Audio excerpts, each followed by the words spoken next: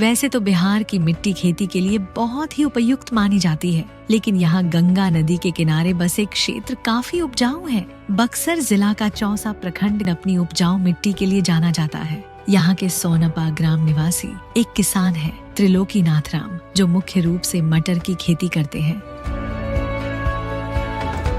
त्रिलोकीनाथ जी 2012 से मटर की खेती कर रहे हैं। इन्होंने 4 एकड़ जमीन में मटर की फसल लगाई है। पहले त्रिलोकीनाथ जी छिड़काव विधि से मटर की रोपाई करते थे। इस विधि में बीज ज्यादा लगता था और उपज अपेक्षाकृत कम होती थी। आत्मा के संपर्क में आने के बाद इन्हें आत्मा बक्सर एवं कृषि विज्ञान केंद्र बक्सर के साथ साथ कृषि विश्वविद्यालय सबौर भागलपुर से भी प्रशिक्षण दिलाया गया एवं अनुदान के रूप में बीज भी मुहैया कराया गया।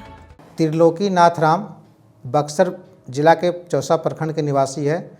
इन्होंने समय समय पर आत्मा बक्सर से विभिन्न क्षेत्रों में प्रशिक्षण प्राप्त किया। प्रशिक्षण के उपरांत इन्होंने जैविक विधि से मटर लगाने का प्रयास किया और अभी लगभग 4 से 5 एकड़ में आगाती मटर का खेती कर रहे हैं, जो कि सब्जी के रूप में उपयोग होता है।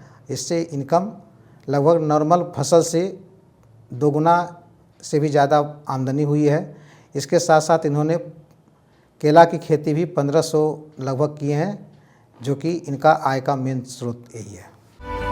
प्रशिक्षण प्राप्त करने के बाद त्रिलोकीनाथ जी ने जीरो टीलेज द्वारा लाइन विधि से मटर की रोपाई की, जिसका नतीजा काफी अच्छा निकला। लाइन विधि से रोपाई करने से पौधे एक लाइन में निकलते हैं, जिससे निकाई गुराई में आसानी होती है, खरपतवार की समस्या कम होती है एवं खाद तथा दवा का छिड़काव भी आसान होता है। मटर की रोपाई अक्टूबर महीने में की जाती है एवं कटाई जनवरी माह में होती है। त्रिलोकीनाथ जी पूर्णतः जैविक विधि से मटर की खेती करते हैं एवं इस फसल में सिंचाई काफी कम करनी पड़ती है। मटर की खेती के लिए बीज 45 किलो प्रति एकड़ लगता है, जबकि फसल 40 क्विंटल प्रति एकड़ होती है। इस प्रकार त्रिलोकीनाथ जी को मटर की खेती में प्रति एकड़ 40 से 50 हजार की आय हो जाती है।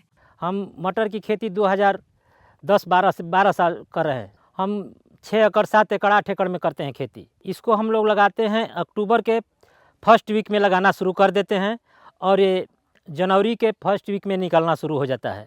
1 एकड़ में लगभग 40 से 50 हज़ार रुपया बचत हो जाता है। समय समय पर आत्मा के द्वारा ट्रेनिंग के बारे में उत्साहित किया जाता है। हम लोग जाते हैं, आत्मा से ट्रेनिंग लेते हैं। ट्रेनिंग ले करके आके अपने खेत में उस तरह का ढांचा उतारते हैं, जिससे कि हम लोगों को लाभ होता है।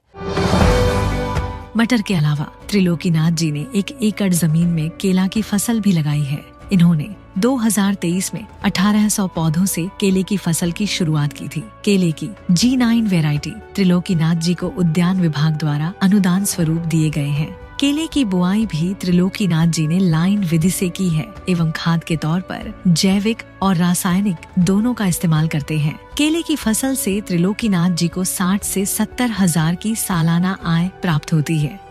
केला की खेती 2023 से कर रहे हैं। खर्चा वर्चा काट करके 60-70 हज़ार का फल निकाल चुके हैं। खाद बीच बीच में कोड़ाई निराई के बाद देना पड़ता है और ये जैविक खाद तो बोने से पहले गोबर की खाद वर्मी कंपोस्ट डाले हैं। वर्मी कंपोस्ट लगा करके और इसको रोपवाए हैं। लाइन से लाइन लगाने से ही हमको फ़ायदा होती है, लेबर कास्ट का बचत होता है। केला उद्यान विभाग बक्सर से मिला था हमको। खेती के अलावा त्रिलोकीनाथ जी पशुपालन भी करते हैं। इनके पास 2 दुधारू पशु हैं, जिससे दूध एवं जैविक खेती के लिए गोबर प्राप्त होता है। खेती में कोई भी समस्या आने पर आत्मा के अधिकारी उसका समाधान करते हैं। आत्मा के पदाधिकारी इनके यहाँ समय समय पर आते रहते हैं एवं इन्हें प्रशिक्षण एवं परिभ्रमण संबंधित जानकारी देते रहते हैं। त्रिलोकीनाथ जी ने खेती से संबंधित कई प्रशिक्षण कार्यक्रमों में हिस्सा लिया है, जिससे इन्हें काफी लाभ भी हुआ है। जो इनका खेती है का जो नया जो सोच है वो धीरे धीरे अपना मैंने बढ़ाना चाहते हैं, ताकि और किसानों को भी प्रेरित करना चाहते हैं कि हाँ कि केला की खेती में भी मुनाफा है, लाभ है, अगर इसको सही तरीके से अगर किया जाए और साथ में अगर बाज़ार अगर उपलब्ध हो तो अच्छा से अच्छा मुनाफा मिल सकता है इसमें। त्रिलोकीनाथ जी मटर की उन्नत खेती करके जिले में एक अच्छी पहचान बना चुके हैं एवं गांव के अन्य किसान भी इसे अपनाना चाहते हैं। उनकी ये पहल उन्हें एक सफल किसान के रूप में चिन्हित करती है।